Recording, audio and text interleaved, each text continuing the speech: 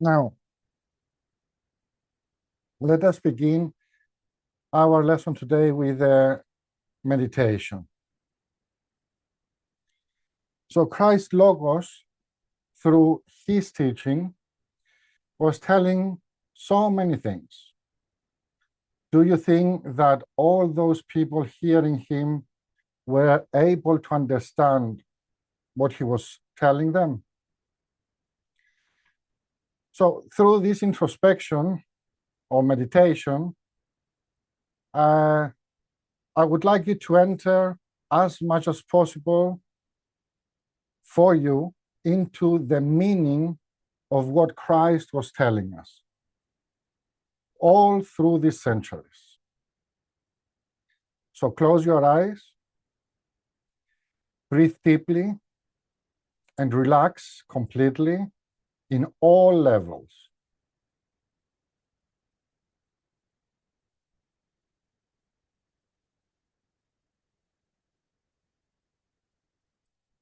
Slow down the way you are thinking.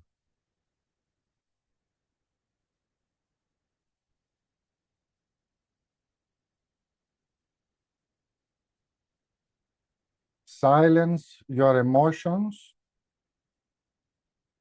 and relax every muscle in your material body.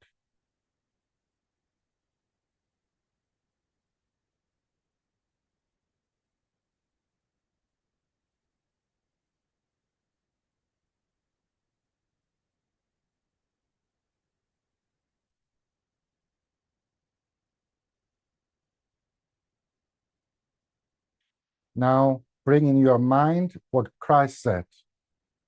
I am the way, the truth, and the life.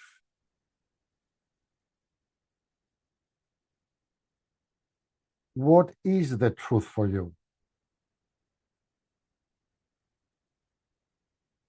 What does that mean? What is the truth?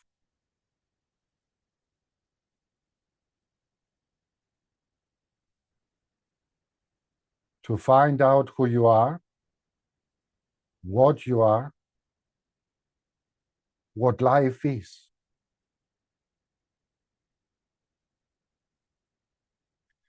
To find the truth about why you are down here on the material plane.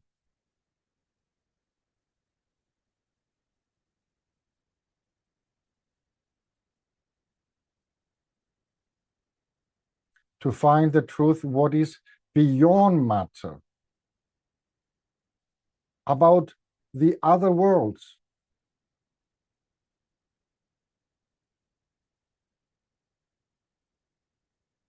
So the truth is many-sided.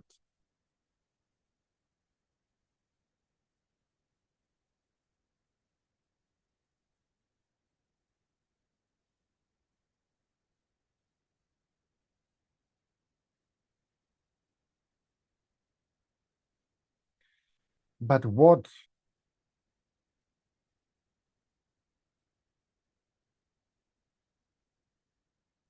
but can we find that truth? Or can we find only the relative truth because the material world and the other worlds are giving illusions in the sense of time and space?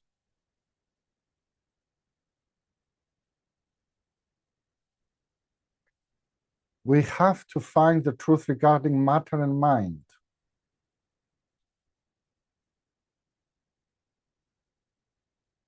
Matter is also mind. In the lowest rate of vibrations.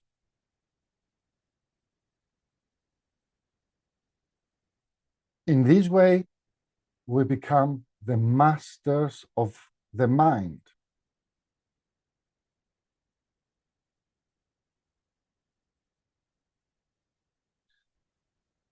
And when we become masters of the mind, we are no longer the slaves of mind as matter.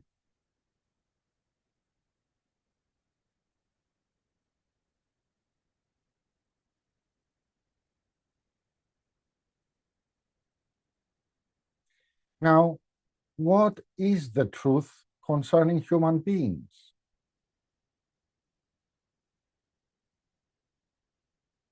To find our nature as eco-souls and express ourselves as the soul and not as the material body.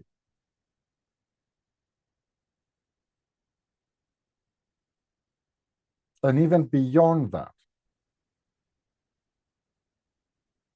to transmute our lower nature, which is the present-day personality, into the soul eco-consciousness, and then into the spirit eco-soul super-consciousness, self-super-consciousness.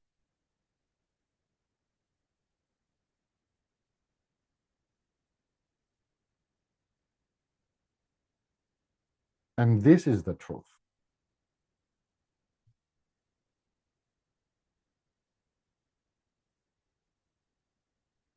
In other words, to know what life is.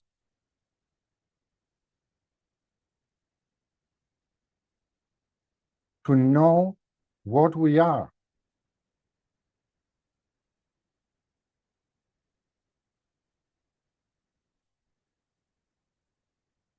To know what the absolute beingness is, what God is.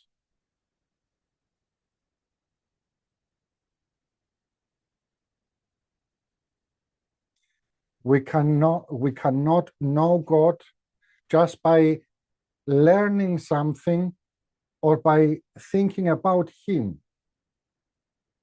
but by becoming.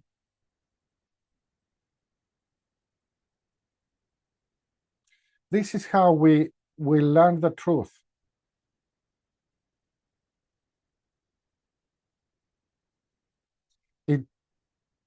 It must be our aim to find the truth.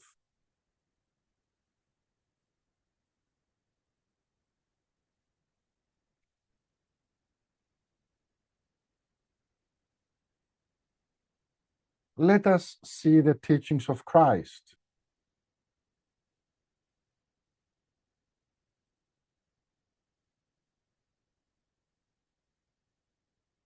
Who was Christ?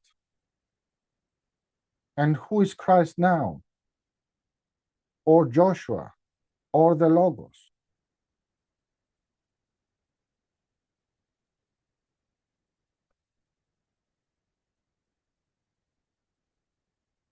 What did Christ said?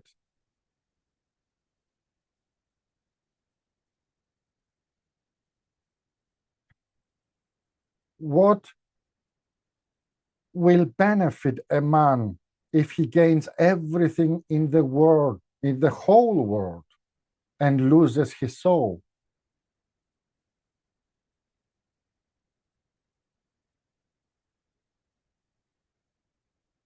You insane man, what you gather all the time, to whom that belongs?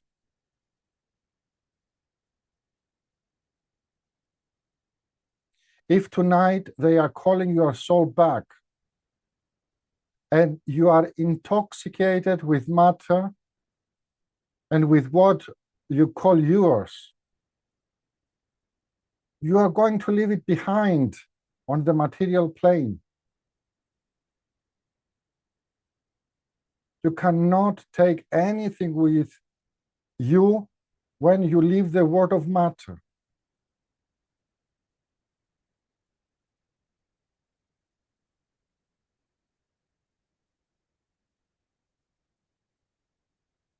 You even must give your material body to the earth.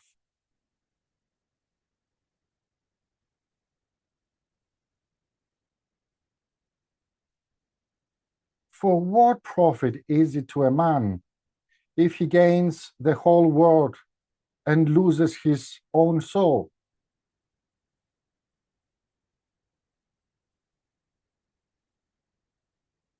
Or What will a man give in exchange for his soul?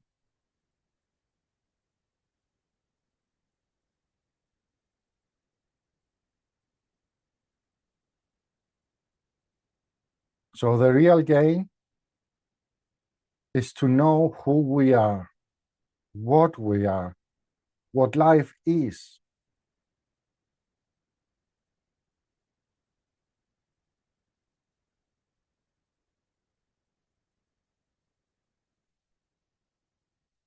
There is no other way to see the truth and free ourselves from pain, from the grief and the ignorance.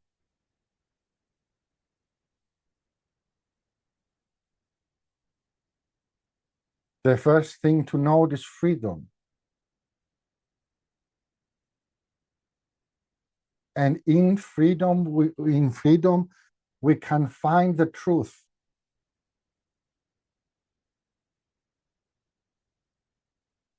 We can find, though, the relative truth, because the real truth will be found beyond the words of separateness, beyond the word of matter, beyond the psychical and the medical words, beyond the words of existence.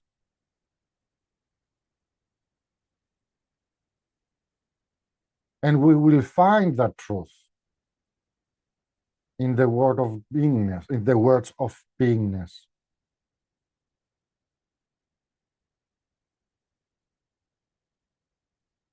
So what is Joshua the Christ now?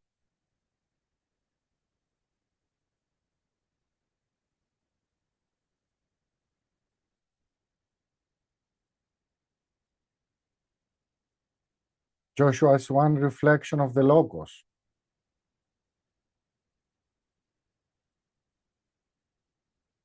And Joshua didn't find himself in that state through incarnations.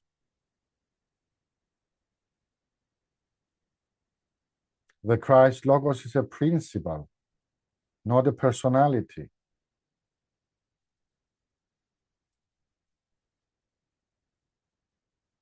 We cannot see Joshua in any personality.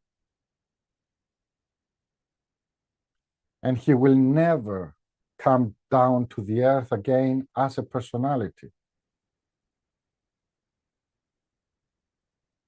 Why?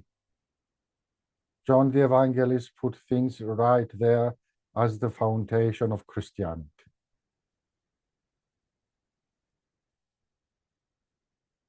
He speaks about the Logos and then about Joshua the Christ.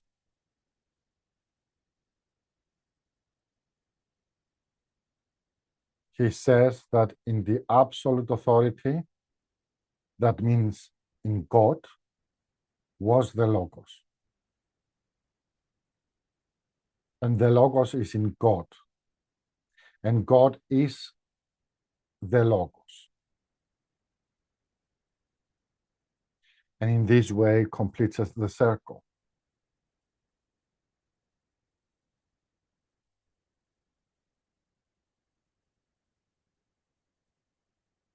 He says that Christ is the light which gives light to the every man coming into the world.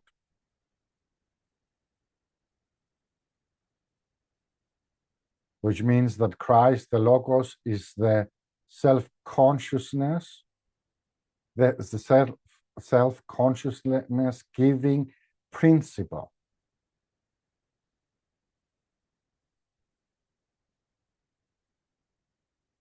But what did Christ say while living? I and the Father are one. In this way, completing the truth. I and the Father will come to man who will develop himself to stay inside him.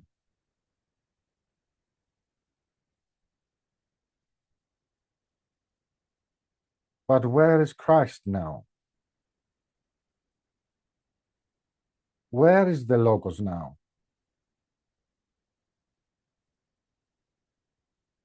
is inside every human being expressing a self-consciousness. He is in the self-consciousness principle.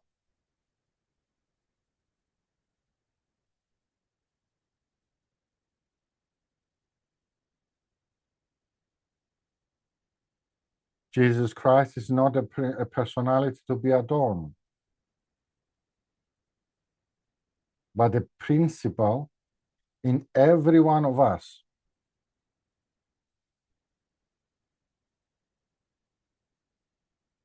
That is why Christ is shouldering the burdens of all humanity, because he is in every human being.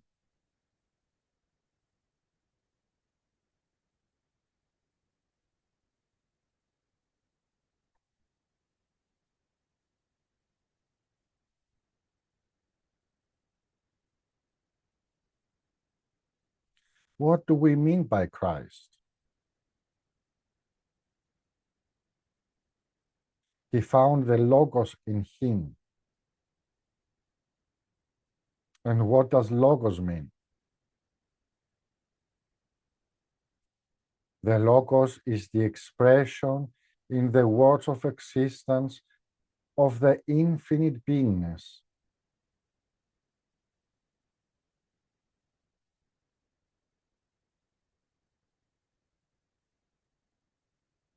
So the Logos was and is always within us.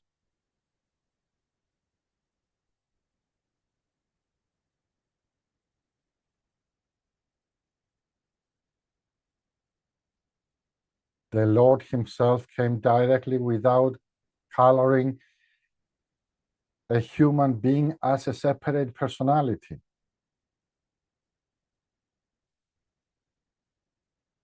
The Logos is in every one of us.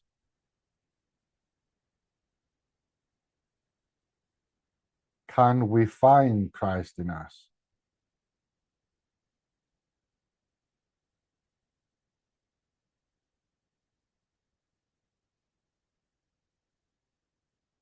If you find your real self, you will find him.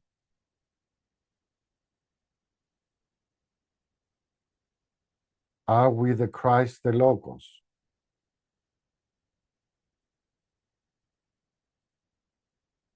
We are logoic, but we are not the Logos.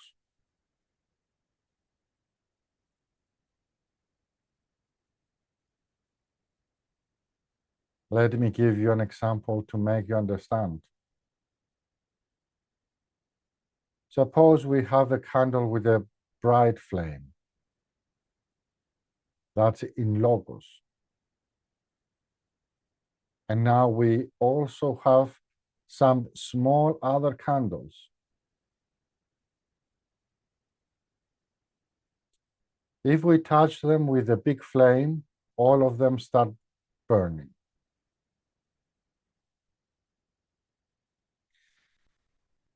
Together. If we separate them again, each candle has its own flame. And that is Christ within you. You call it life. He said to us, I am the way, the truth, and life. We are living self-consciously, but becoming a separate flame.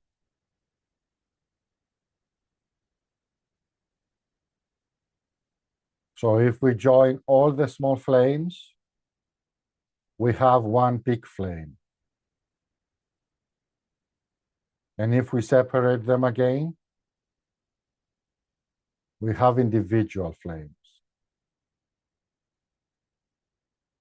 We can put any number of candles on that flame,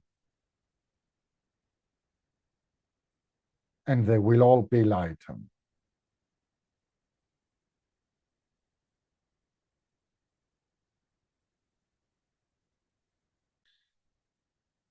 That's the Christ principle, the manifestation of God as life in the world. And we all have Christ within us. And that is why we are brothers in spirit, not in flesh.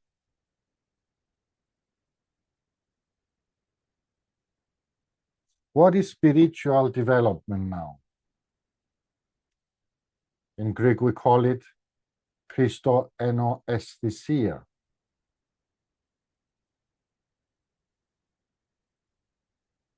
Feeling one with Christ.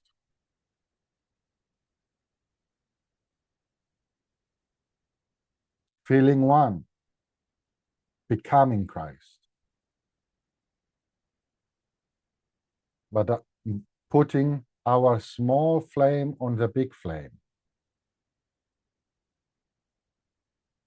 Becoming one, yet being separated. And this is what Christianity is teaching.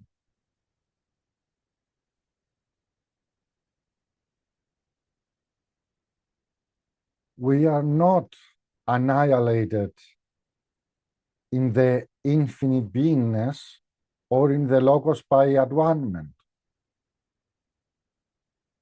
because we have an ego. And that ego, that I-ness, is our nature.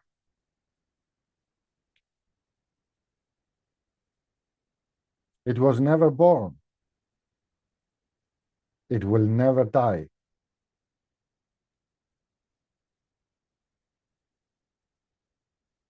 It passes over and comes down again. And that there is no annihilation.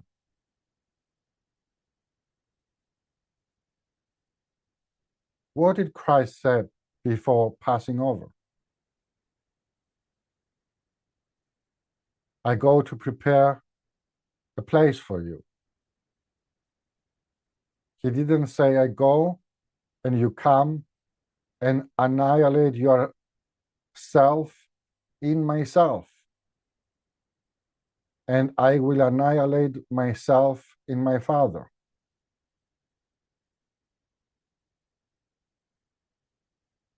Instead, he said, I and the Father are one. He didn't say, I the Father.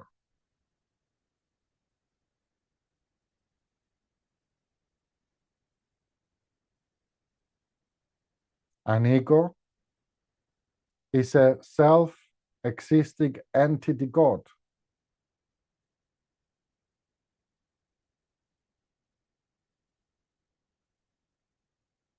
There is no annihilation and no death, but exchanging the world in which we exist. But changing, the world in which we exist.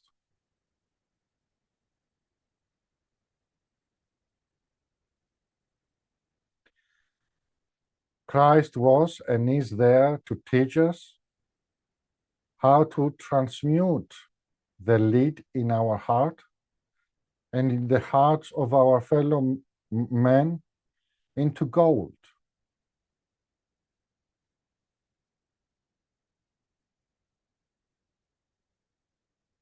Stay in your thoughts for a while.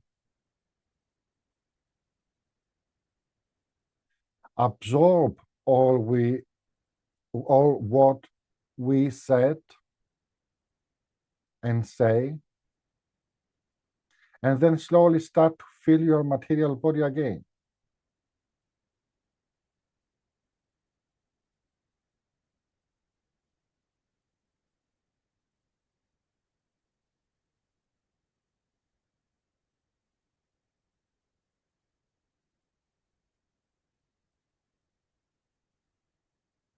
That would be enough. So, now, how do we transmute lead into gold? Can everyone do that? Well, no. because the one who can do it needs much training for better aims than transmuting lead into gold. The aim, as I said, is to transmute the lead in the hearts of man into gold. That must be the main thing for us, to shoulder the sins, the burdens of human beings, and having Christ as the principle of our self-existence.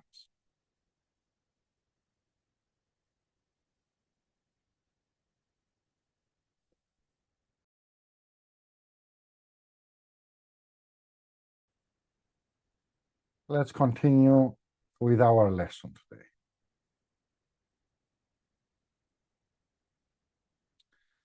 We said that a human being is a spirit soul eco, a God, and it exists as a human being, as a personality, or call it individuality if you like. So a human being is a composite being in one, and it belongs to the word of duality. We can never have a coin unless that coin has two faces. And we can never have a human being unless it has its duality. But now, what is this duality? Firstly, he is in the eternal now, as a spirit soul eco. An archangel of the order of thrones, Metathronios, is echoified with him to make the two faces of the same coin, so that the spirit soul eco can be incarnated and manifested as a human being.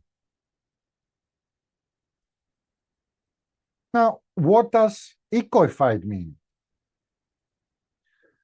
A part of that guardian archangel is echoified, becoming one with the human being.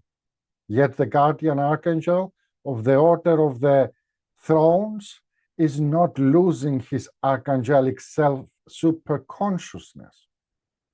Instead, he remains an archangel of the same order of the thrones.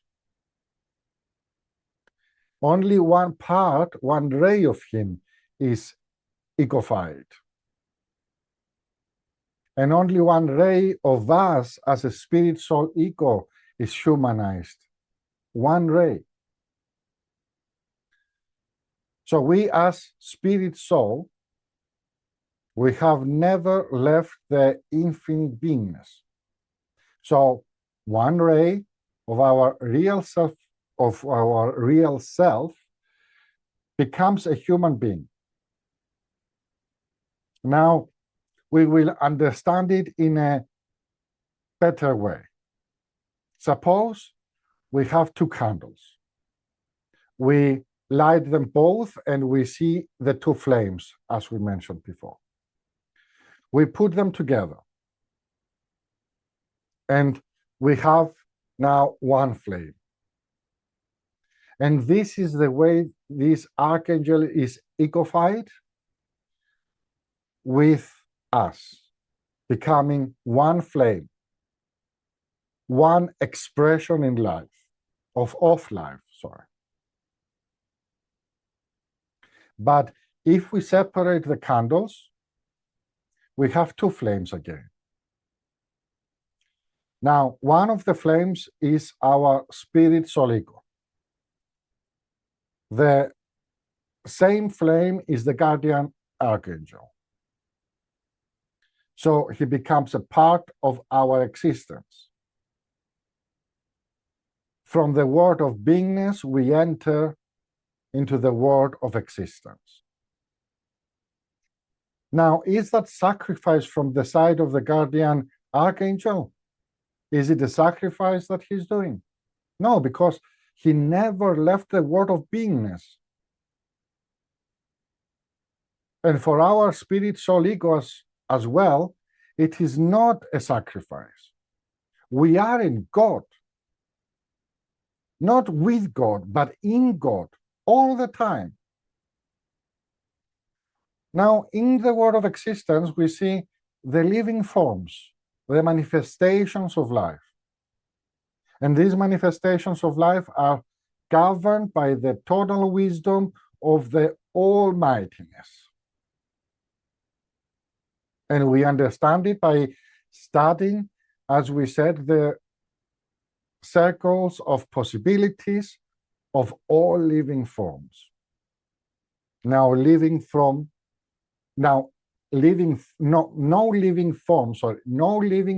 can escape from this circle of possibilities and jump into another circle of possibilities. And this is definite. Any mystic who knows these things out of deep meditation, observation, and concentration knows the truth about that. And that means he knows the great law of the circle of possibilities.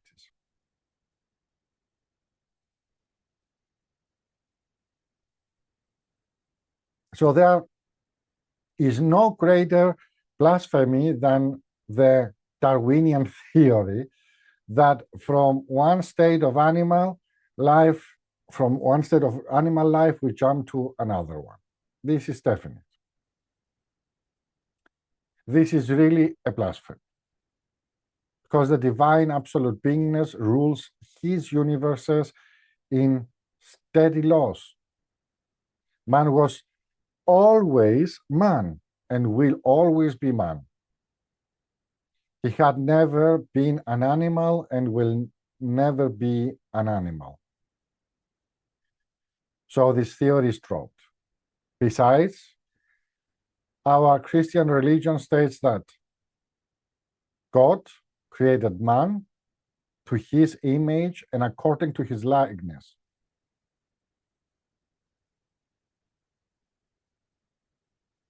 So what is a human being now? A spiritual ego with the ecophyte guardian archangel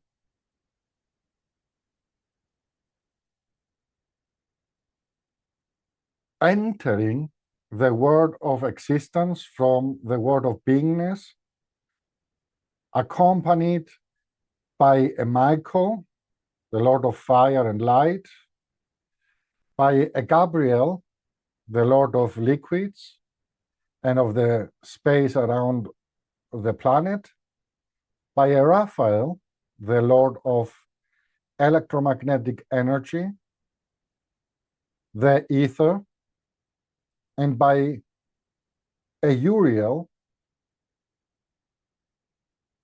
the coordinator to balance and put in order all the work that, which means the one ruling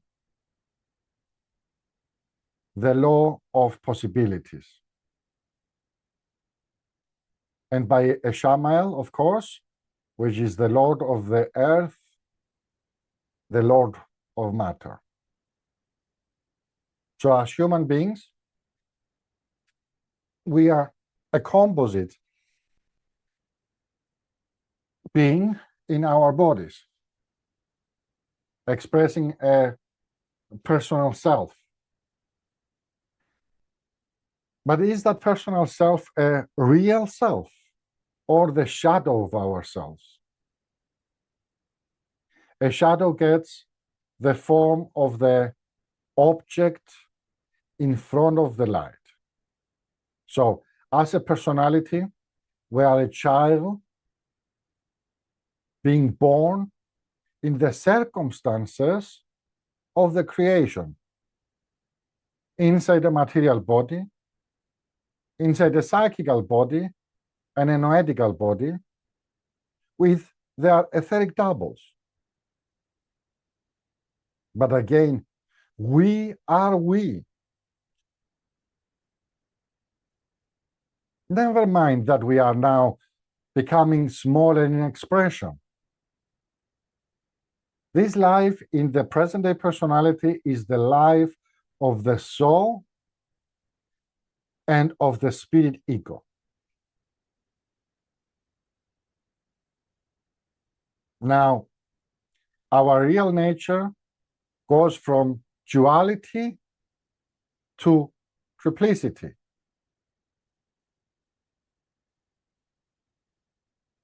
We are just like the Father and the expression of the Logos and the Holy Spirit.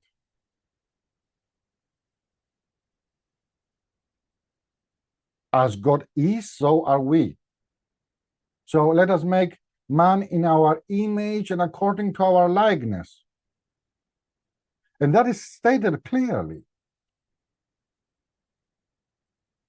But when did God say that? In time, in the sense of time. And in what language? What language did the archangels request for this order to help and start making man? Well, this is symbolical. When the absolute beingness started vibrating and expressing his will for the creation of man. Immediately, in the moment that that will and that vibration was reproduced in the guardian archangels, that's this when it happened. And then the guardian archangels undertook the work of creating, of making man. So man is created. But man, not the spirit, soul, ego. We said that only a ray of our real self is in our personality. But even so, it is not the quantity that counts, but it is the quality. So we human beings are expressing the total wisdom of God, of the infinite beingness as the Logos. The Logos? The Logos is responsible for our personality. St. John the Evangelist said that the Logos is, as Christ, is the light which lighted every human being coming to the world. And that is clear. Every human being. So any human being can express a self-consciousness. And the self-consciousness is the light of the Logos. In this way, we become logical creatures. And so dynamically, who is the supervisor of the whole work in the building of the creation of the bodies, of the material body and its etheric double, the psychical body and its etheric double, and the noetical body and its etheric double?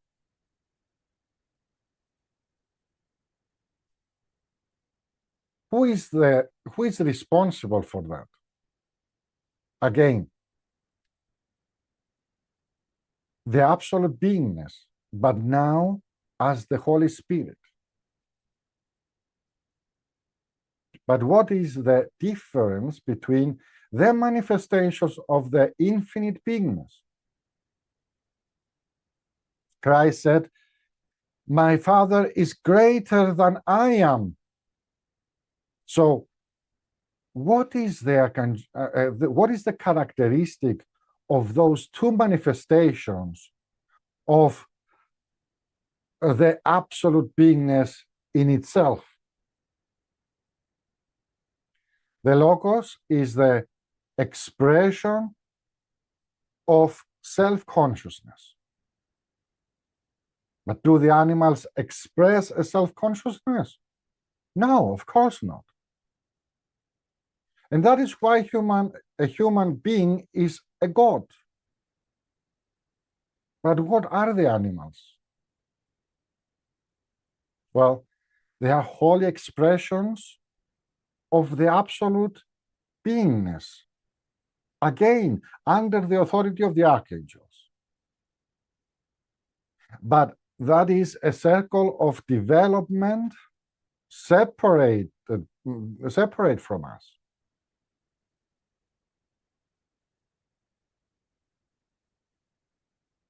Now, we shall see the possibilities and the probabilities of a human being. A human being, a material body built up by the holy archangels, a psychical body, and a noetical body. So the holy archangels are also ready to help the human being to develop his personality in himself. So what are more of our personalities, of possibilities, sorry? What are more of our possibilities? To be able one day to become the masters of these bodies. We are not the masters of these bodies now. We are living them by grace and not by right. We are living in the material body, in the psychical body, and in the noetical body by the grace of God. But the plan is that we develop ourselves as a present-day personality and assimilate with a permanent personality which will be deified, becoming a god. So the plan is that the mortal should be dressed the immortality, and the changeable will become permanent. So this is what Christ meant with what he said in the Bible. So the plan for what part of our spirit, soul, consciousness coming down to dress itself in the material, psychical, and the noetical bodies is to carry all the experiences with it and then return back home. But what does it mean, return back home? It means to realize what we really are and what we were all the time. Though being in the world of separateness, feeling that we are a personality different from the whole. Now, this is very difficult to understand unless we penetrate the meaning of this after a deep and for a long time meditation, concentration, and observation. Now, what does that mean? Meditation, concentration, and observation.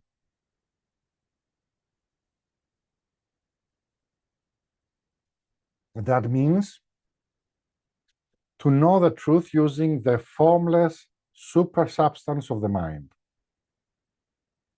So meditation has a deeper and a higher meaning than what we understand by it. For us, it should mean to start practicing becoming masters of the mind. And this must be the objective behind meditation. This is our possibility, the possibility of every human being. But every human being must start by himself to develop his self-realization in the absolute beingness. Now, let us turn to the human being. Every one of us, a man or a woman, every human being is not but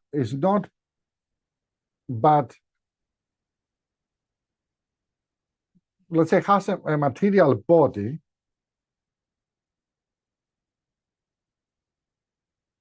is not the psychical body and its emotions, but has a psychical body expressing itself as emotions and desires, and has the authority to use the formless super substance of the mind, working with it, giving it form and existence. So this is his divine nature, because that is what he does in creating what we call elementals. Now, the absolute beingness, the Logos, and the Holy Spirit are creating other entities to serve in the creation of the universes. That means, let us create man to our image and according to our likeness, as we said before. So there is a great meaning in these words. So now we know what we are, and we get it from the lowest part of ourselves. There is no need to start from the spirit soul ego. We start from the present day personality, or as I like to call it, this faulty present day personality that we created. But yet we have a body, and yet we are an intelligence. Now, what does it mean, an intelligence? And do we find that this intelligence is the same in all people, or do we find it in different stages? When we say intelligence, it means being able to use the mind to concentrate, to know and understand, and that is what means intelligence. We find human beings all around us in all stages of intelligence. Even in that state, we call stupidity and narrow-mindedness. Then we have a more reasonable thinking, cleverness, and then geniuses. So what we call intelligence, a human intelligence, is only an expression by using the mind. Is there an intelligence without the use of the super substance of the mind? Certainly no. But now, what is behind it? Who is expressing this intelligence? Who gets the lesson? And what is that lesson?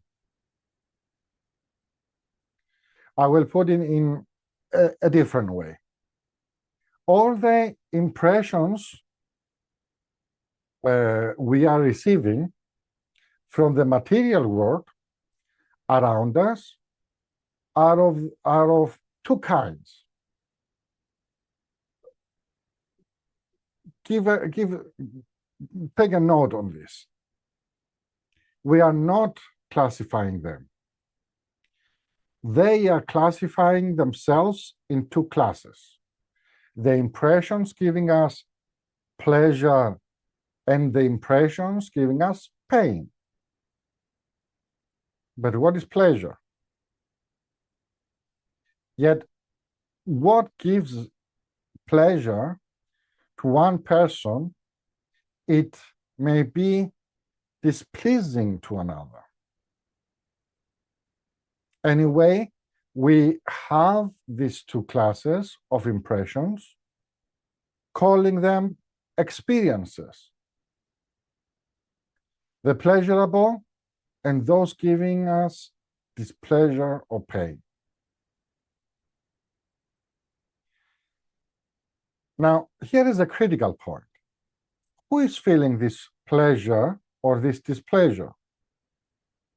Who is feeling these experiences? Well, now we jump a step forward. We get into the world of feelings, emotions. So who is feeling the pleasure or the displeasure? We will find it out by ourselves as a present-day personality.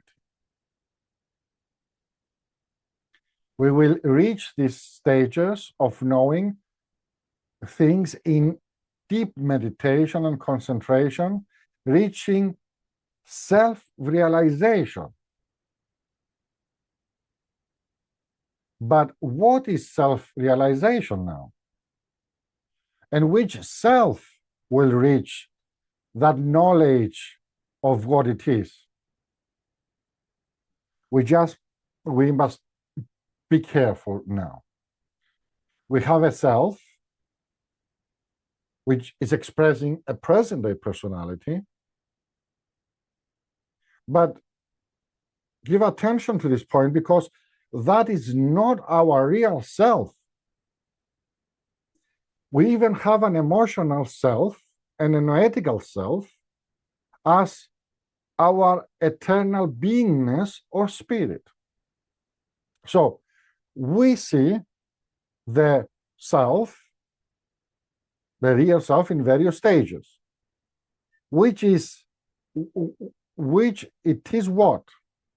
A human being, as a man living in the material body, in flesh, and its expression as a soul, ego also. Then, by deep meditation, we can find out that we are not only that, and we are something more. Yet, I am I all the time. Even as a present-day personality, I am immortal. I am God. I am the real self. We may even awkwardly express that self, that real self, in time and place. Yet that is me.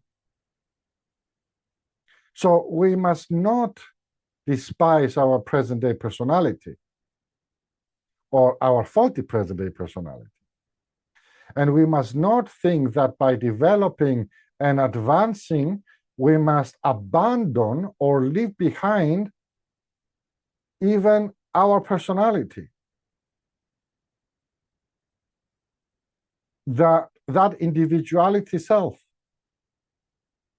We must have that always in mind. Nobody will lose anything but gain. And gain what? You will think, until now I know and I felt as Mary, Helen, George, Tom. Is that all? Am I just that? I am still more. But what more? In deep meditation, you will reach the point that you are neither George nor Helen, which is just a shadow of your real self. But I am I, neither male nor female. When you reach that stage, you will realize that you are a soul. But if I put you this question now, well, You are what you feel you are. What are you now? Are you not George or Helen? Yes. I was that only. I thought that I was only that. But now I know that I am also that, yet still more. And still more. Didn't I tell you?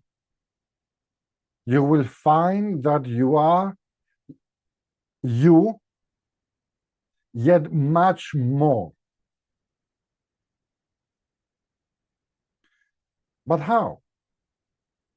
Are George and as Helen in ignorance, in illusions, living in a sense of time and place?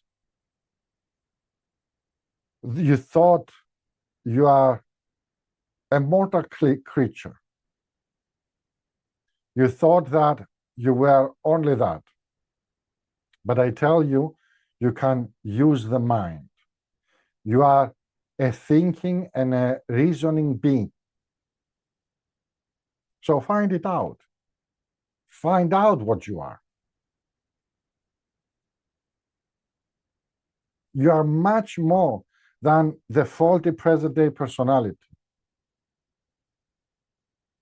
Now, of course, by saying the mind, we find the truth and we advance. Now, as a common person, we are expressing an instinctive subconsciousness. But what do we mean by an instinctive subconsciousness? Instincts are expressed by all the animal life around us. We are also, as a material body, a part of the animal life, but only the material body. But what am I? What am I now? I can go a step forward from the instinctive subconsciousness, which means living and feeling in a very poor condition of existence. We can develop a self by using the mind, by thinking and feeling that, and that is what we call a waking consciousness.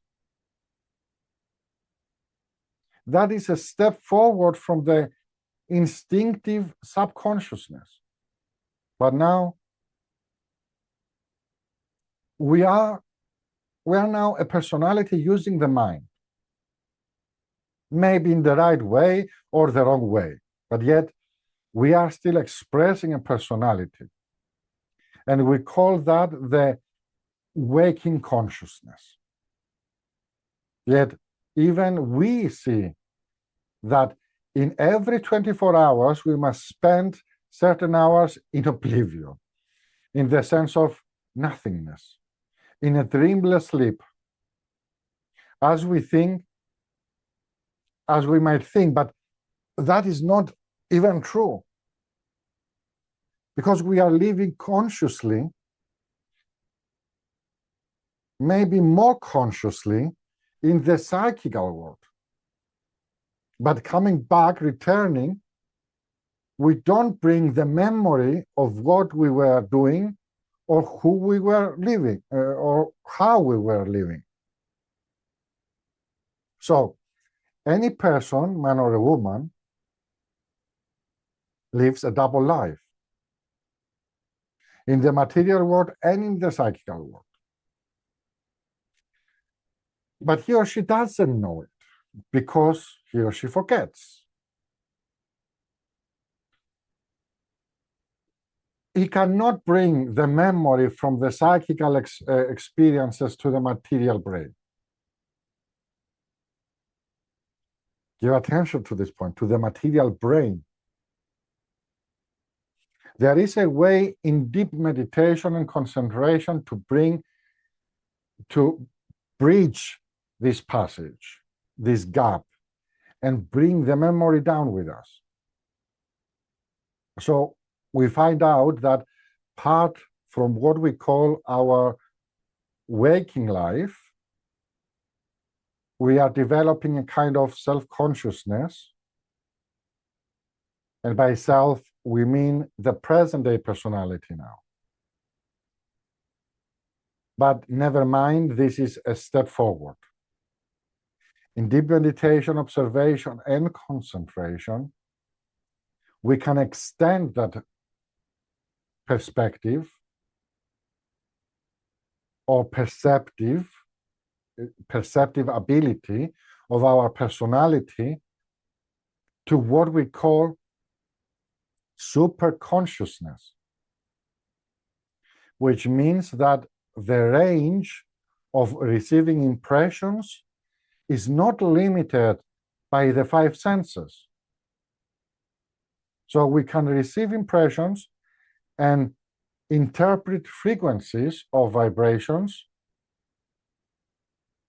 of the either coming from vibrations of the ether coming from very far away.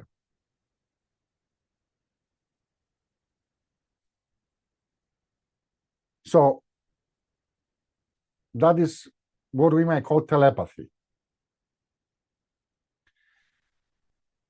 So people do not really know what telepathy is, yet we can develop this ability in ourselves.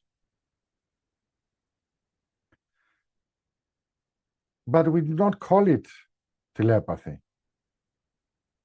We rather call it projection. If we develop what we call superconsciousness, we can receive impressions and see things hundreds of miles away if we wish. And that is what we call superconsciousness.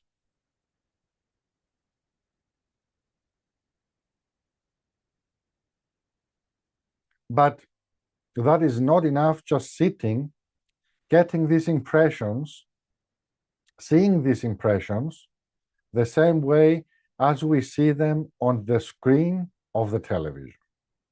This is of no use. So we must develop the superconsciousness and becoming aware of who we really are.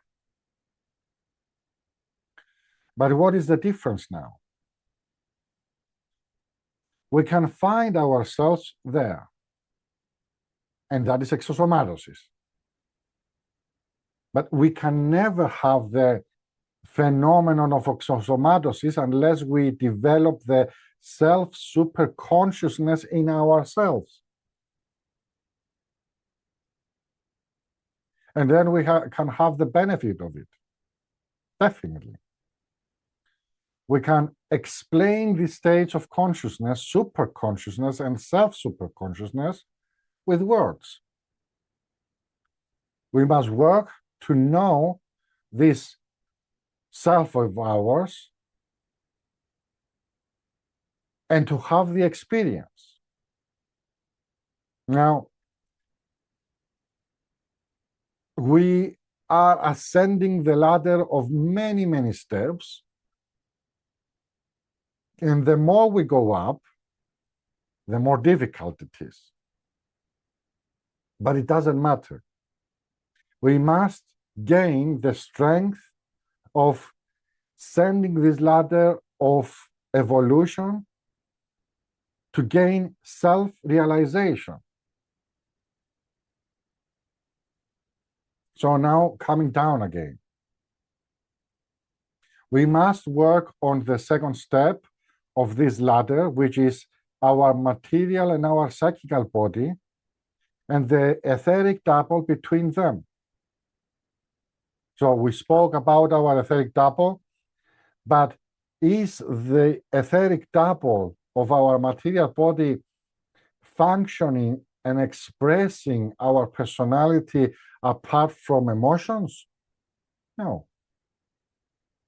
All the time we partake in the work in our etheric double in both two worlds, the material and the psychical world, the world of emotions.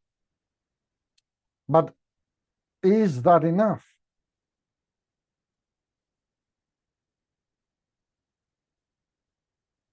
At the beginning, yes. When our mind is guided only by our emotions, desires, and feelings, and not looking upwards, but looking downwards. And looking downwards, these emotions and these feelings become weaknesses. Obstinacy, which, as seekers of the truth, must study to know what they are and how they present themselves in our psychical body. So there is much, much work to be done in our present-day personality. So every kind of work, when it is done by what we call the kinetic, aesthetic, and imprinting ether, is a work at the same time in the two worlds, in the emotional world and in the material world, in the world of feelings and in the world of forms. So we must start serious work now.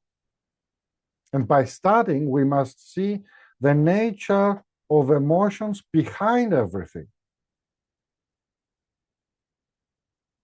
See the quality of it. And our duty is to make changes. And we can make changes. And by doing these changes, subconsciously, we are aware that I am not my emotions, but that is not enough. We must reach the stage of self-consciousness. And that means becoming the master of matter and emotions. So when we start meditating, when we start meditation, concentration, and observation,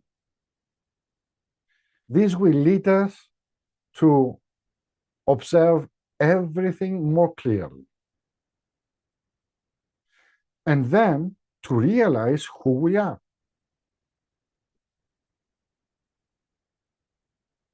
Feeling pleased, displeased, or indifferent.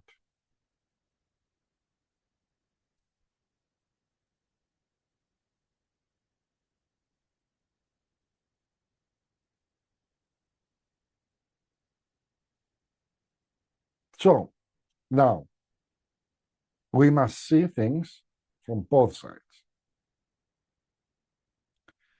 From the sides of what we feel and of what we understand.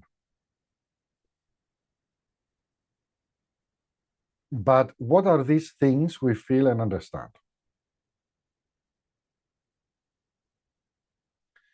We must study the nature of our desires, because there are objects, things, and conditions behind our desires. At the same time, we must look at our self and see how we feel about those desires and those conditions in life.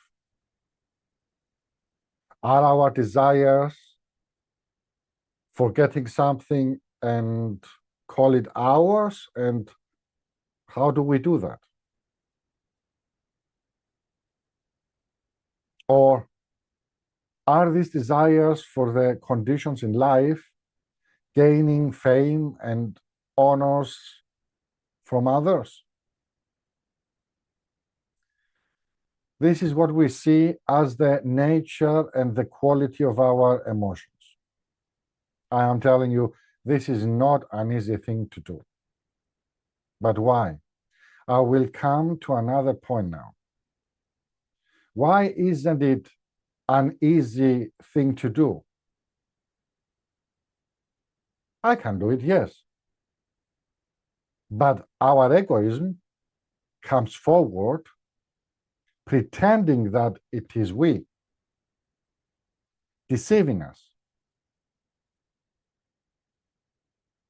And this is the most dangerous point of our concentration. We must see the events, the conditions, and the indifference of a new, I don't want to call it entity, but I call it existence, presenting itself as our self, but in a way it is deceiving us. Not in a way, it is deceiving us. It was deceiving us all the time. That it was we, and we were that existence, which is our personality's egoism.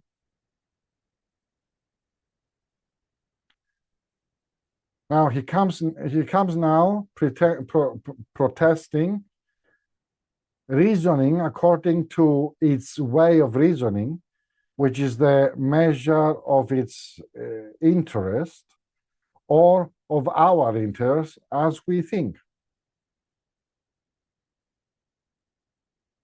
But we must disentangle ourselves from this existence, which is the egoism of our present-day personality.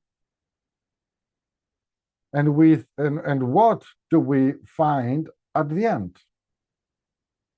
That this egoism is a devil, present himself as the angel of light, as our real self. A devil? Why is it a devil and not an angel of light? Because it is persuading us all the time, neither for us nor for his good, just masquerading himself that he is us. All our desires are his suggestions to give us pain and suffering.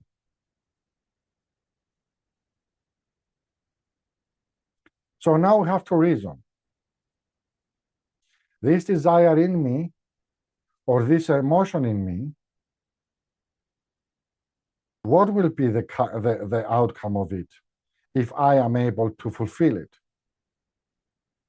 Will it give me a pleasure, satisfaction, pain, troubles? We have to reason. And of course, the devil comes forward again to mix things up. So the seeker of the truth will say, no, be quiet. I am the master here, not you. And so start learning and knowing the truth behind everything. Every event, every feeling, and every impression. So I repeat, it is not an easy task, but first, it is most necessary to be sincere with ourselves and to see everything with a torch of light called observation, truthful observation, sincere observation. And what we'll now find, and this is the point I'm going to make, we'll find out that in our present-day personality, there is a group of elementals composing our subconsciousness. When we try to disenergize them, they try to avoid it, persuaded by our egoism. we will find out that this subconsciousness of our personality is a jungle. But yet, we should not be afraid, because now we come to it not as the accused, as the victim, but as the judge. The judge to judge the condition and to put the things in order.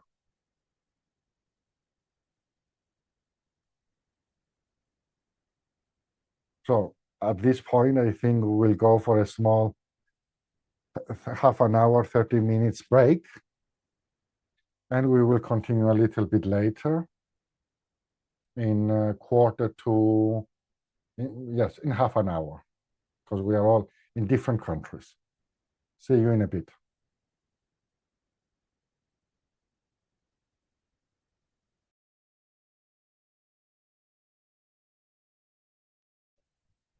So let's continue our lesson. As we were saying, who is now the one who will help us to put these things in order? Well, our guardian archangel is, who is ready for this moment to help us, to persuade us. Yes, this is the way, by reasoning. We always have the help of our guardian archangel, who is seeing everything, feeling everything, knowing everything, and forgetting nothing. So you may forget things which are most displeasing, but he comes and brings them forward sometimes. Never mind if we are tortured, because we must face them and make the corrections that are necessary to be made. So I will repeat.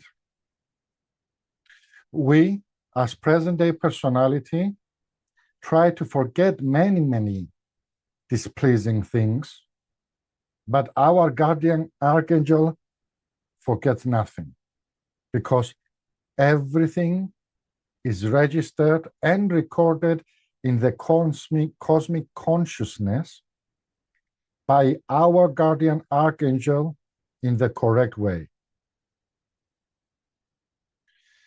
So while most of the time as personality, we record and register in the cosmic consciousness in the wrong way. So we must make changes, because all the time there is an attraction towards the truth. We can resist it. We can, for the time being, neglect it. But by occupied, and we are occupied with material things in the material world, with emotions, impressions, in the psychical world, but we are always under the steady attraction to do what is right and to live what is not right, what is a mistake.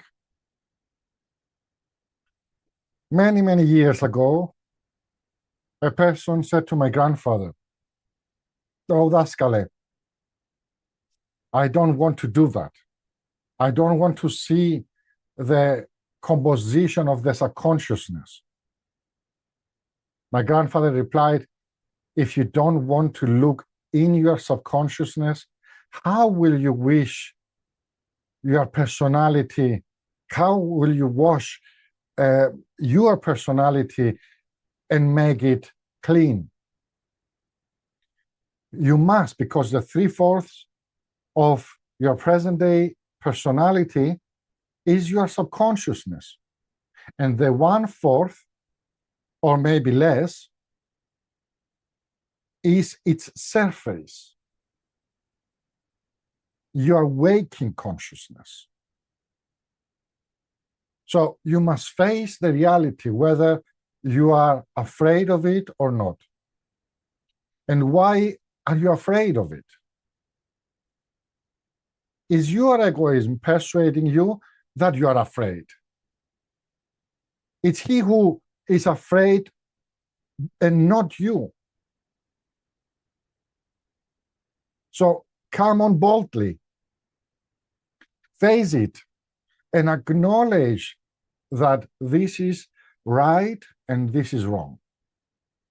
And just practice what is right and make your decision, what is right, and make your decisions.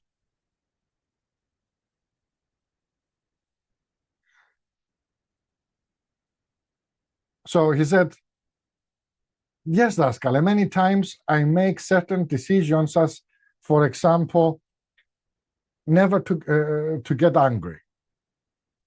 So I follow your advice. I put down in writing, as you told me, in red ink with big letters. Nothing and nobody can make me angry. Nothing and nobody can make me raise my voice, the tone of my voice.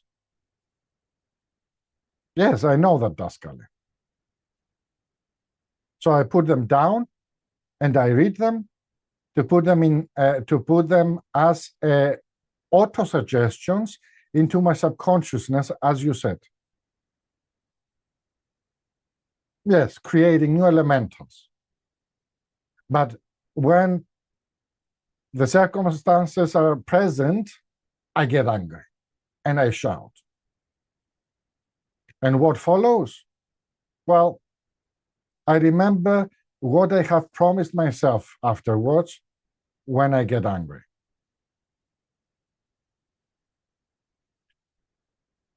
My grandfather said, never mind, that's a game. So meditate again and say, never mind. It needs much work.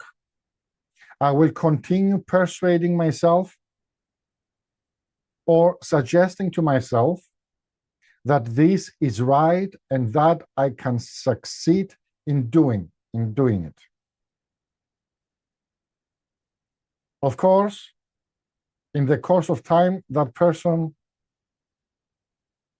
came to my grandfather and said, Daskale, yes, really, I have changed.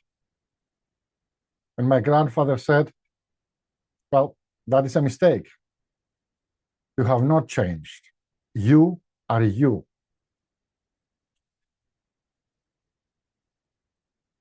What you have done is change your dispositions only.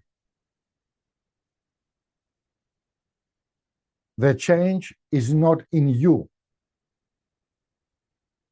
The change is in your disposition.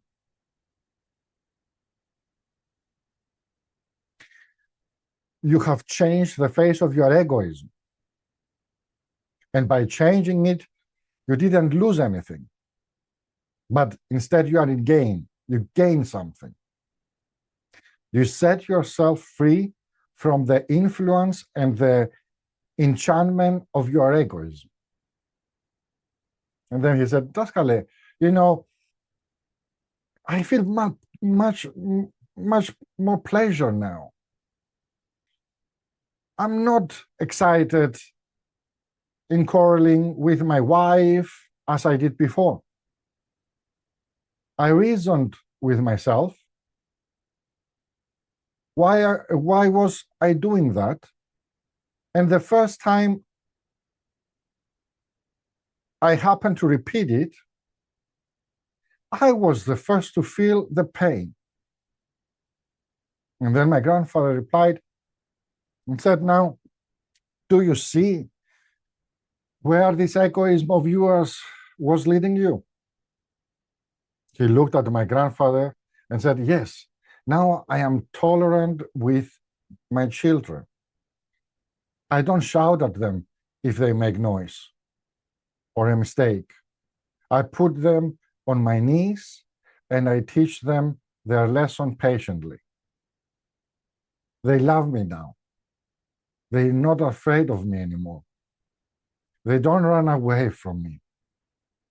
And really, I feel great joy for them. I address them in peace. And this is great, great change in me. And then my grandfather smiled and said, again, the change is not in you. You are always good, but you were under the influence of illusions, under the influence of your egoism. You are you all the time. You are not changing. Your dispositions are changing. Your egoism is changing. And then he shakes his head. Yes, yes, of course, this egoism of mine, I will change it more, even more. And then my grandfather said, no, you will have to kill it. Kill it, not change it. Yes, yet this word killing, it is not true. Because we cannot kill elementals. We can simply disenergize them and let them sleep in the cosmic consciousness. And of course, this person became a student and later entered the inner circle. So now he was making a kind of recollection later on. What was I 2 years before, 2 years ago? An unhappy person having very, very bad temper, sent away from work because I could not control my temper and my anger, even attacking people, behaving just like a foolish person. In my family, I was a tyrant, an egoist, shouting, tending to impose my will on everybody, whether I was right or wrong. But what am I now? Tolerant and cooperating with my wife in the domestic matters, in bringing up our children.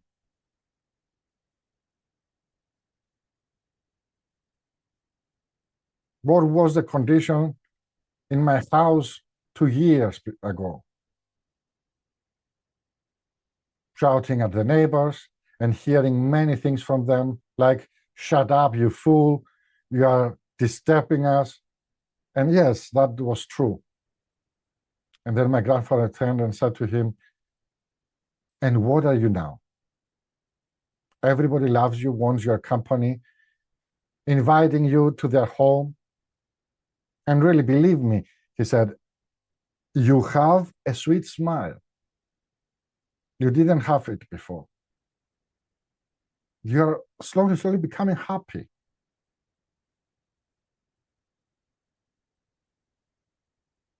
But now, is that actually a self-realization?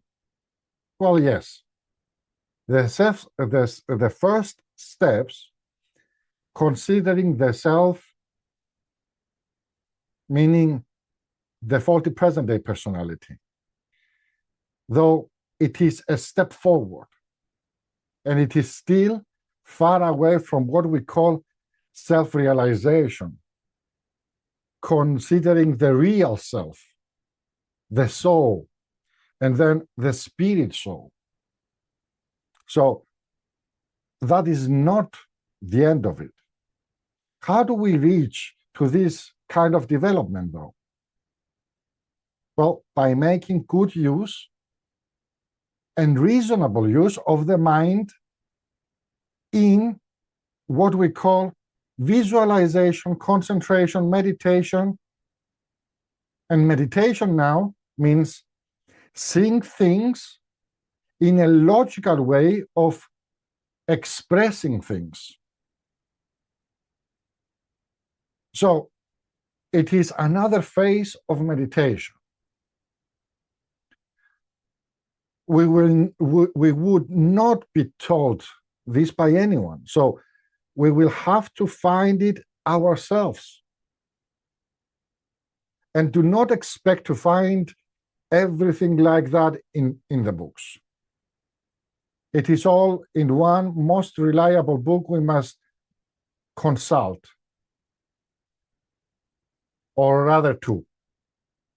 The first book we must consult and read is ourselves. We, as present-day personality, are a book in which everything is recorded. And we have to read it. But now, what is the second book? Well, for us, it's the New Testament. And the other books?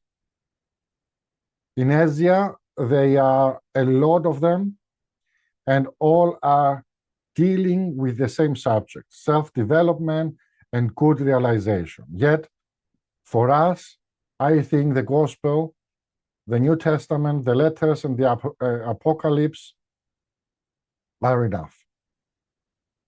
It has everything we can find in the other books. So what should we do? We should get in the habit of studying and observing everything. Boldly face our subconsciousness. The returning to the word subconsciousness, we said that the subconsciousness is the sum total of all the elementals, good or bad, we have revitalized or created. So it is the 3/4 of our personality, and what happens to us is just the outcome of those elementals. So we have those in two classes: the emotional thought forms and the pure thought forms. Again, the emotional thought forms and the pure thought forms. A reasonable person and a seeker of the truth are making use of the pure thought forms with slight emotion in it. The desire of knowing the truth and of being good. Only that. So we said that everything we see, everything we notice, everything creating an interest within us, raising a desire or an emotion, is creating now an elemental. And an elemental is a living form. It has form, and its life is quite independent of our life. So we are creating and creating and creating thousands of elementals every day.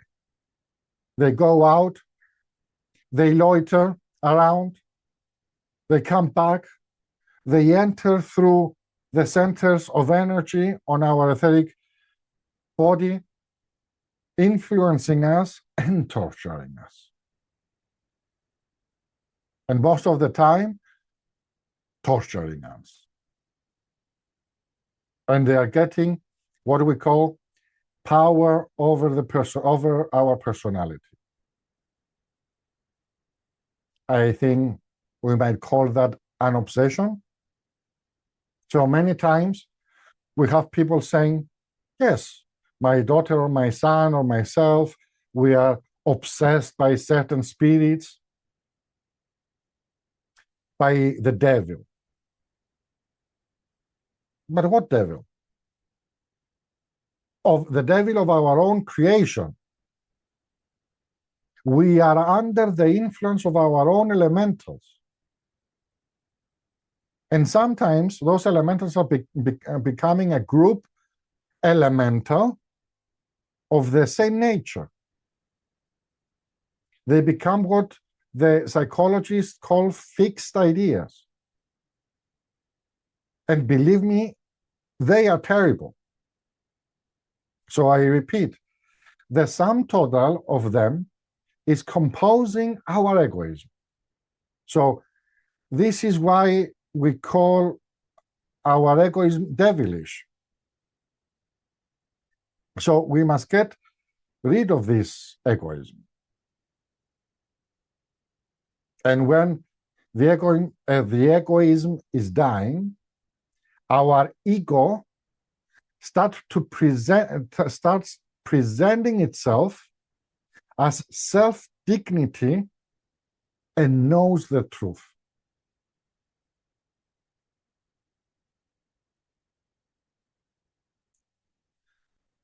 So we have nothing to lose by killing the present time and place egoism of ours in our present day personality.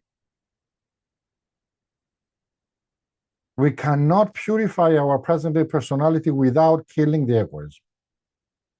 And we said before that this egoism is the sum total of the elementals, good or bad. And someone may think, is it not better, instead of killing the egoism, just to make the good elementals and becoming them? But now again, in this case, what are good elementals? They are as dangerous as evil elementals because they will reawaken the egoism in us and make more harm.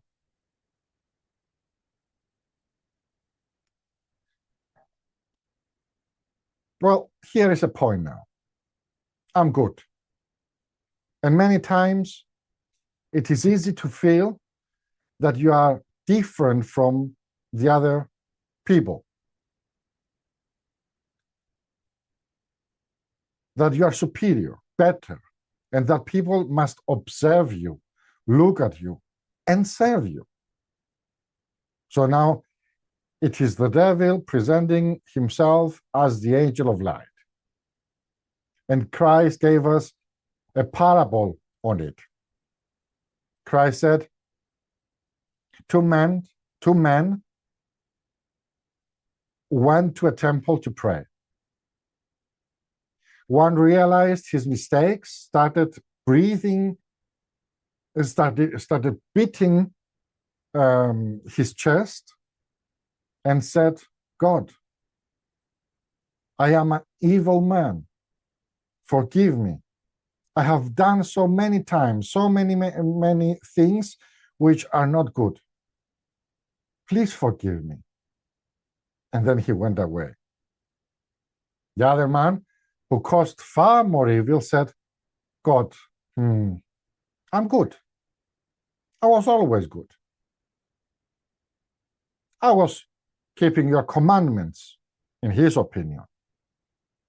I am not sinful as that person who is away now, who happened to be a tax collector as well.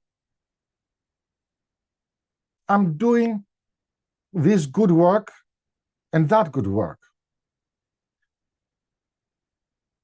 1/10 of what I have, but he didn't say how he was earning this money, I dispose to the poor. Oh God, I am so happy. You love me because I am good. And Christ says, who of the two that went to his house was more beloved to God? The tax collector or the parish? This parable which Christ told means much. So we must kill the egoism. That means disenergize completely all elementals, evil or good, because even the good elementals will tend to harm. We must be careful because sometimes, or let me rephrase that, we must be careful because sometimes, those elementals that we believe are good are not as good as we believe they are. And sometimes more harm can be done by the feeling that we are good than by feeling that I am not so good. And I must be careful not to repeat it.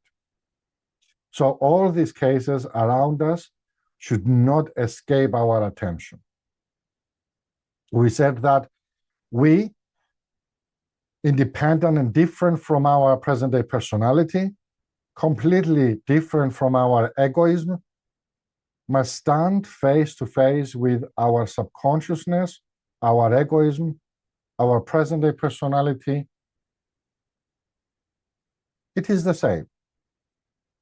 And we, masters of the mind, now, using it in a responsible way, we must know, we must study. But to study what?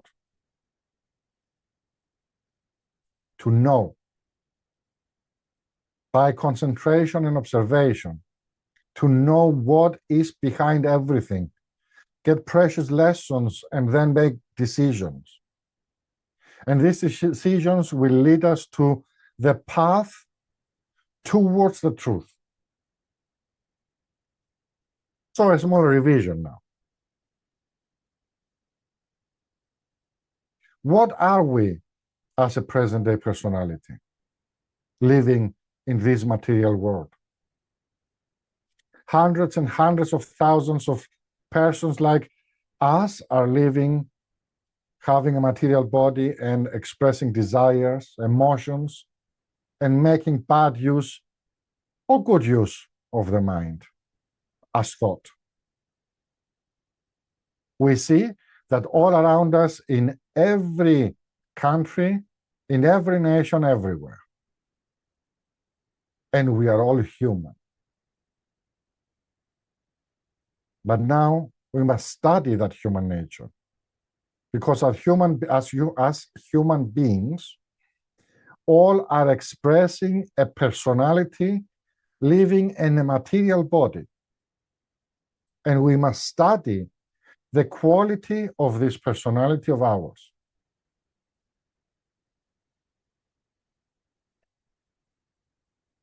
And believe me, when I say that no two persons, man or woman, have the same personality, though everybody, male or female, has the same body. So we start from ourselves.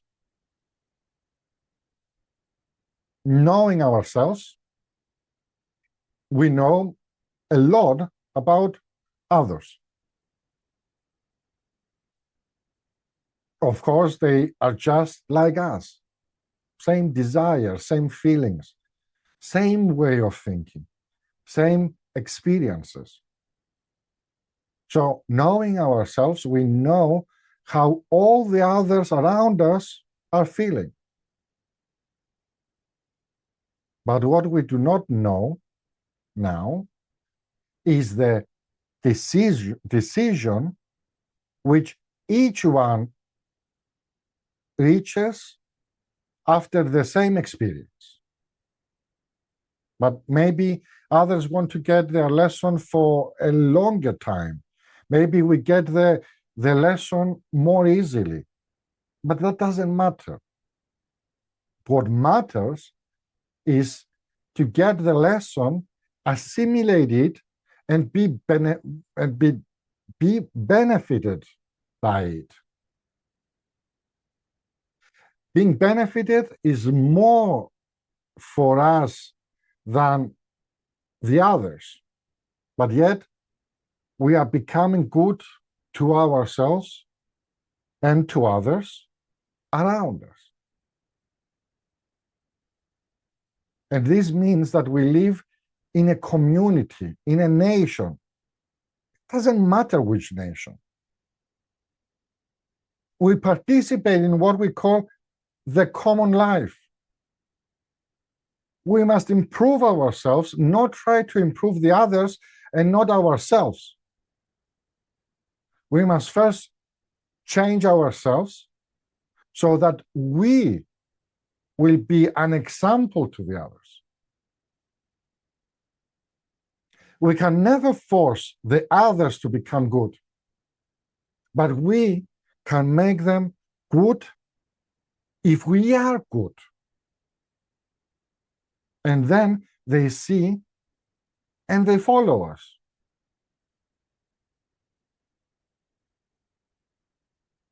Unfortunately, the nature of man is to imitate. So maybe we can say that we have this from the apes. But it is not justified. Yes, we have the nature of imitating more easily what is bad than what is good. Because during the present period, what is bad is easier and more suitable to our interests. What is good is more difficult.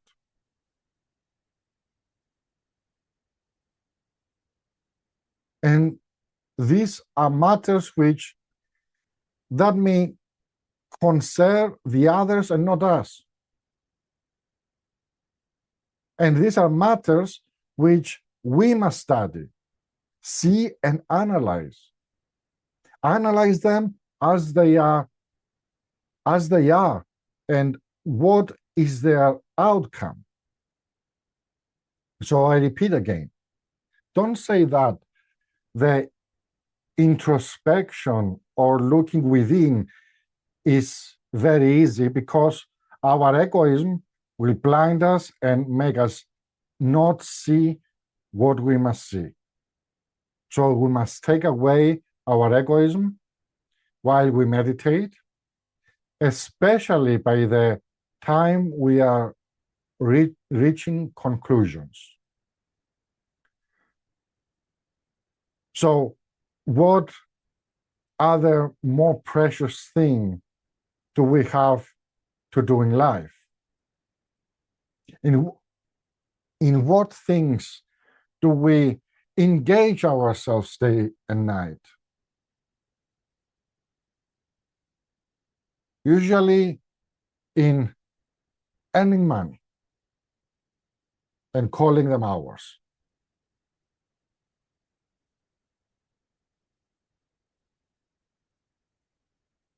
And that, and why not that? And that, and this. But that is not the aim. This shouldn't be our aim.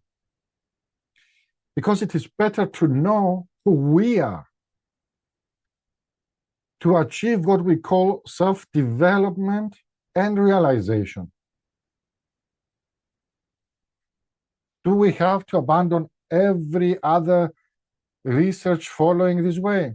For example, of earning money? Of course not. But why? Everything we love is good provided it serves us and that we don't become its servant. Everything is good. What is not good is a person's disposition in using it. Earning money, when we earn money, we can help. We can become a good helper to those suffering around us.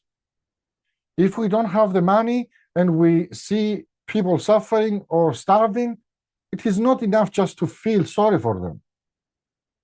We can go and earn money to satisfy the hunger of our neighbor as well.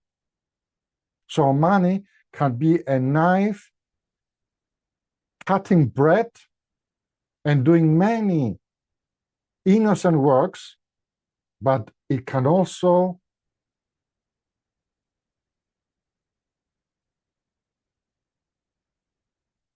be a killing instrument in the hands of a criminal.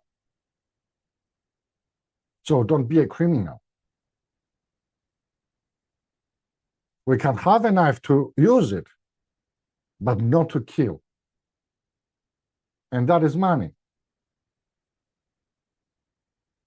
Fame. Should we have personal fame? Well, if we are an insignificant man in the market, who will notice us? How will we influence other people? But if we were somebody to be respected, not we ourselves considering that, but the others, we can be of help for the others. So money and fame are not bad. What is bad is our use of them.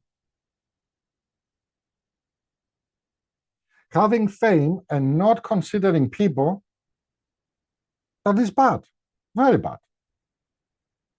Hitler did it. Napoleon did it. In a way, Alexander the Great did it, and so many others. All of them were just aggressive people who had a kind of fame, and their personality was influencing the others. So it is the disposition which counts, and not the fame or money. We can earn money and make good use of it. We can, just by being good. May people respect us. And then we get the fame from others without asking for it. Just because we stand for good. Not persuading the people, not forcing them, not forcing the people to do what we say, by instructing, helping, but by instructing and helping and loving. So when we love the people, they are ready not only to accept us, but even to follow us. But now there is yet another danger of egoism. Don't think that you are better than anyone else around, because again, no matter how hard you stop egoism, it comes forward all the time. We should be very careful. By the time we think we have killed it, it comes more powerful back to us. So we should be always, and we must be always careful.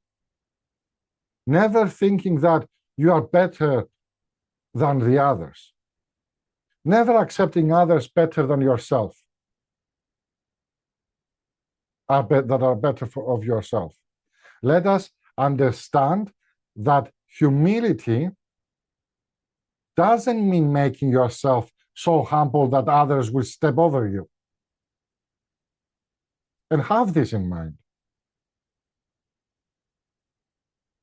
Accept nobody to think he is better than you, and don't think that you are better than anybody else.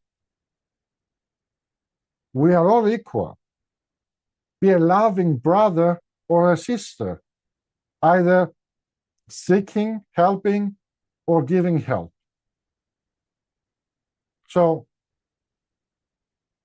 we will say that in the first and the second instance, there must be love and understanding between us.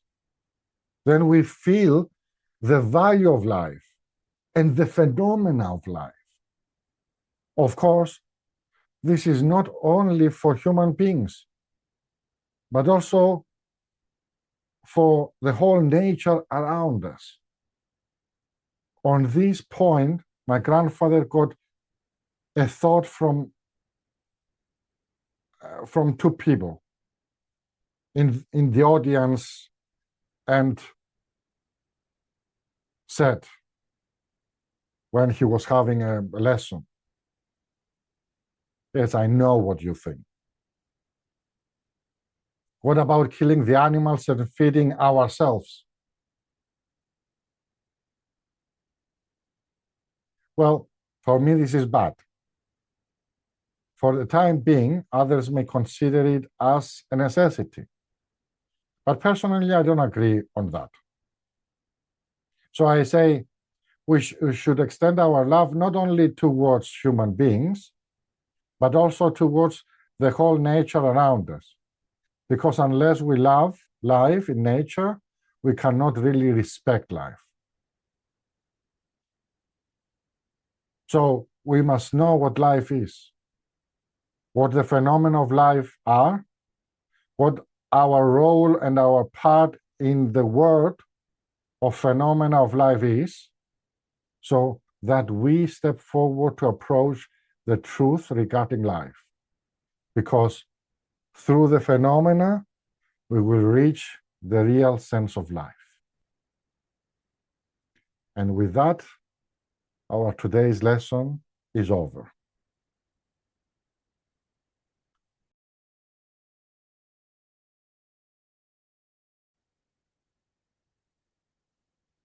So let's see, because you are the selfhood. So close your eyes, relax your material body, breathe comfortably and consciously.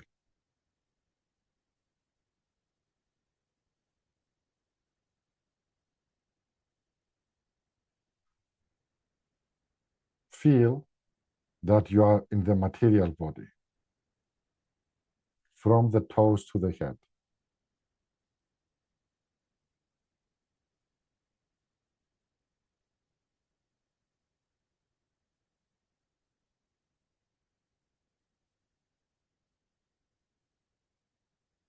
See that your material body is completely relaxed.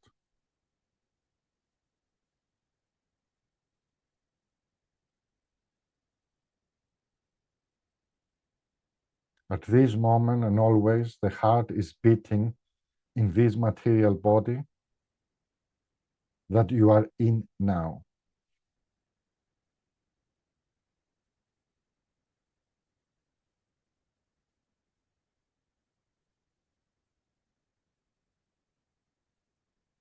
You call this body yours.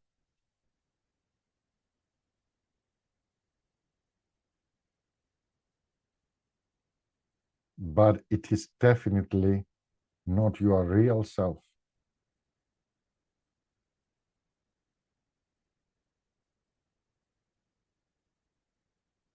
The heart is beating.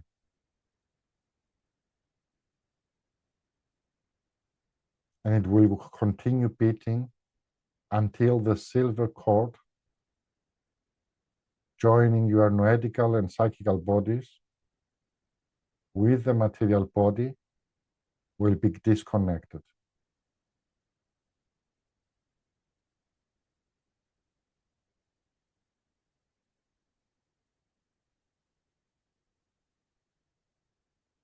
One end of the silver cord is in your material heart.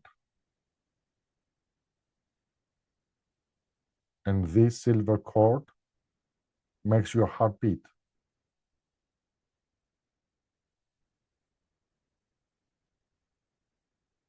So try to feel the pulse of life in your body.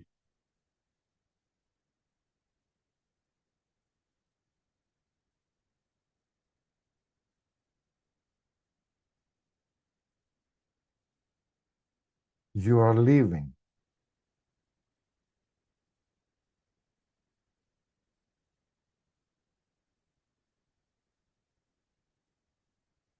Which you? Who is living in this material body?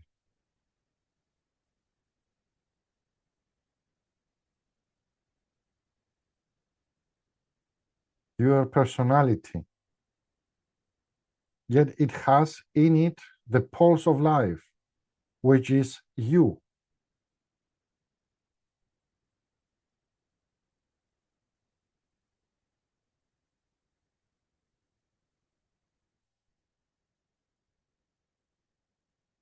This personality, this faulty present day personality, is not you.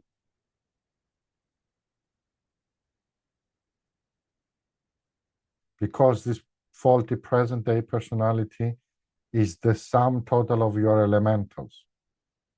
And the egoism is the expression of those elementals, good or bad.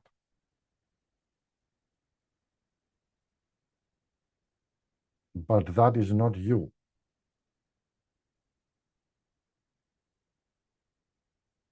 You are the pulse of life.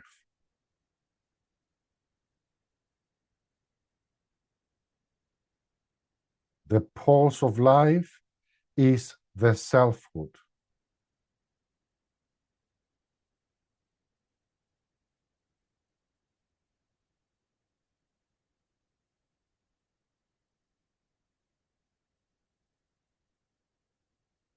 You have to study who you are as a human being living in this material body.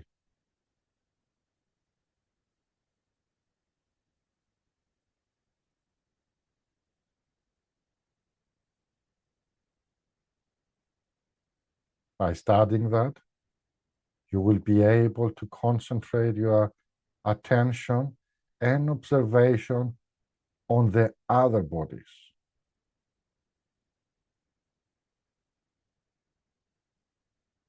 And in this way, you will develop the self-consciousness.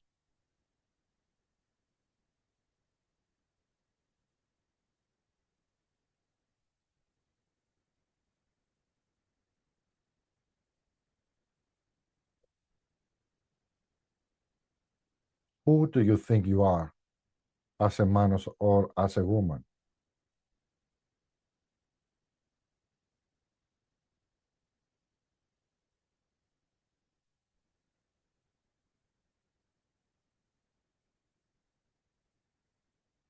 You are breathing. You started breathing the time you were born. And you will be breathing until your breath,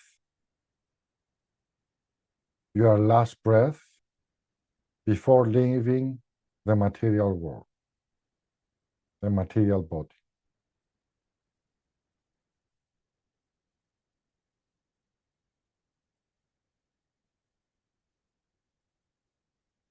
You are breathing subconsciously.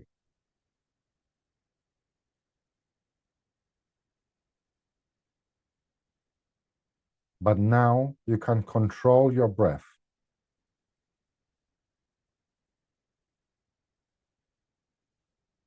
You can breathe now consciously.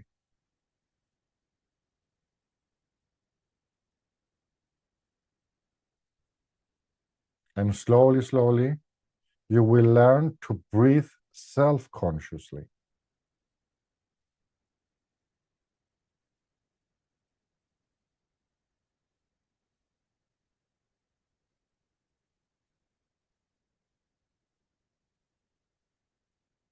Now, you are breathing the vital energy in the air. But that is not all. So start breathe deeply and more consciously.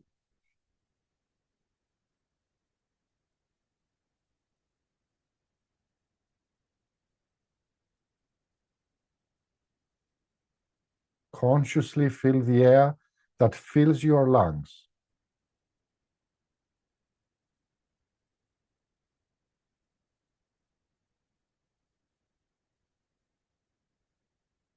Feel that you are filling the lungs with the vital energy.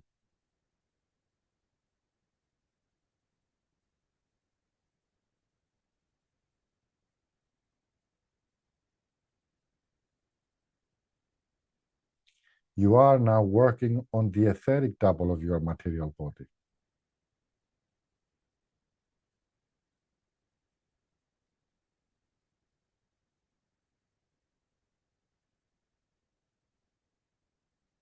Fill your body with etheric vitality, with energy.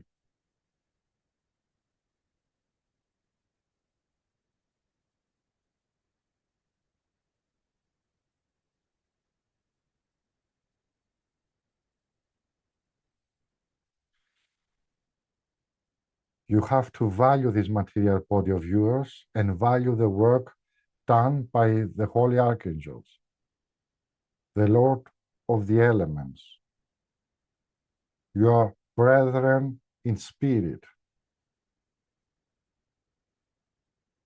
using the total wisdom and the divine plan.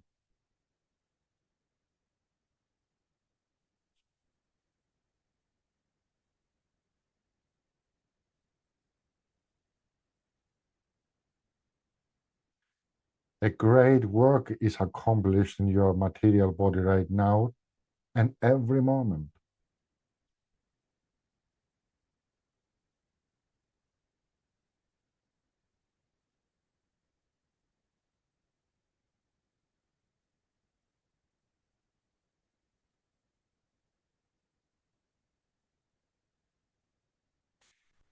Even your fingernails and your toenails are growing. Every hair is growing.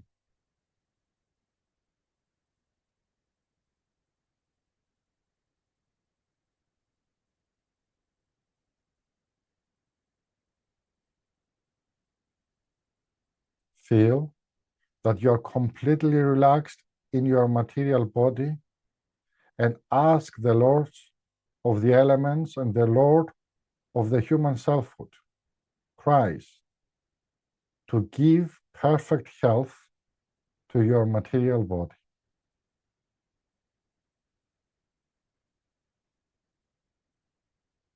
He is willing to do so if you do not interfere with the work of the holy archangels by living in an unwise way.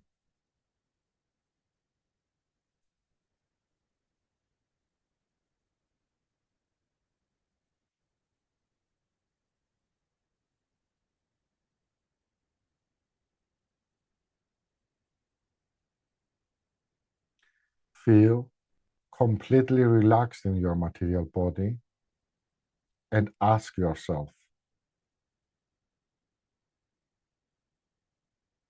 who am I really as a man or a woman?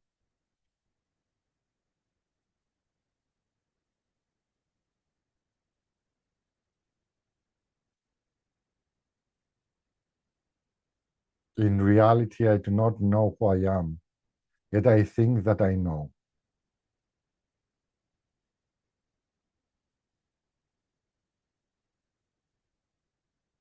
But I must really know who I am in order to find out what I am as a spirit, ego, self consciousness.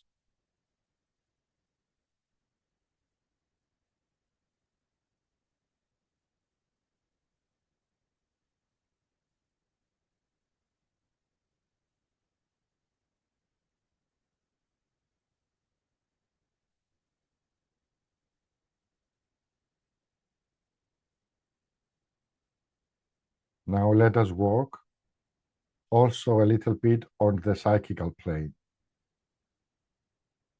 by mentally seeing through visualization.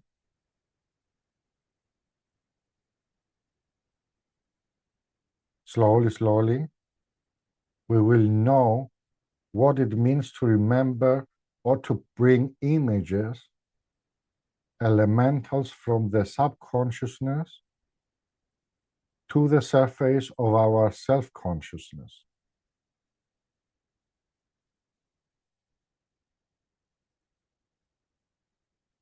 Bring in front of you the face of a person with whom you had certain differences that created enmity or maybe hatred or other ill feelings.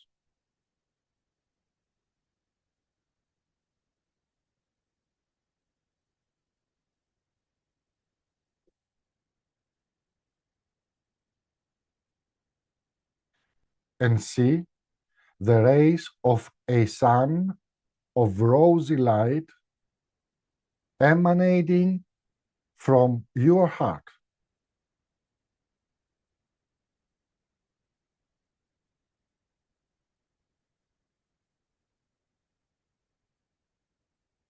see how that light from your heart is covering the face of that person, and see him or her smiling satisfied.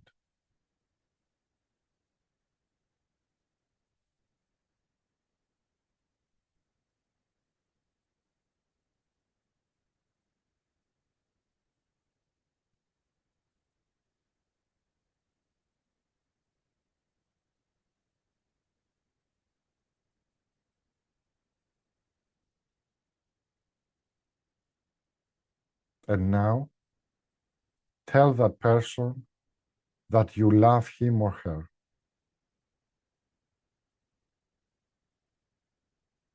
Love has a different meaning for you now. It is real love.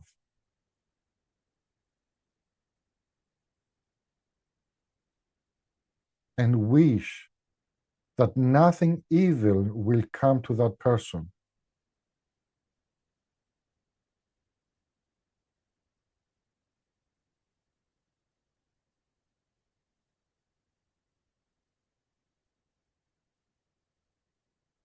See that person smiling, satisfied, and full of love.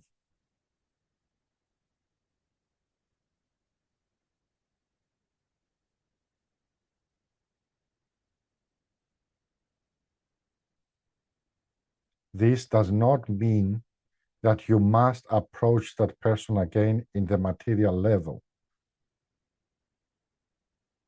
but you can mentally be in contact with this person.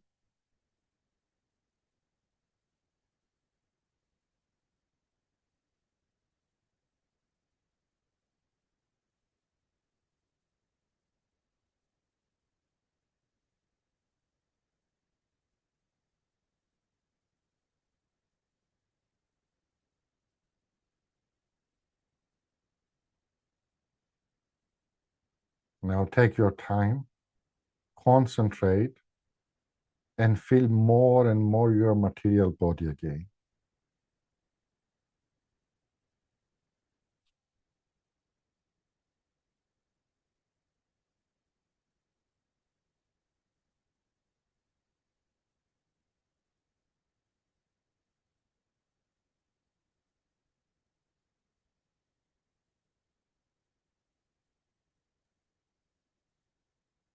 And that would be enough.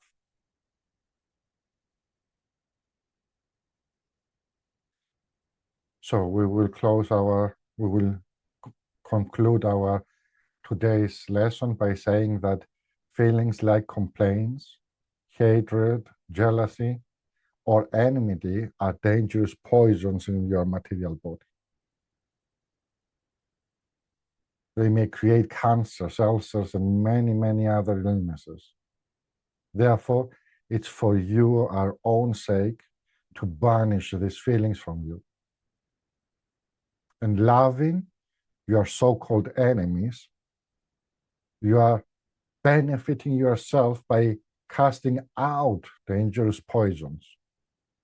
All illnesses are caused by these poisons in our material body that all of us, one way or another, create around the world, in around our environment, towards each other. It is time for this to end. It is time for us at least to start ending it.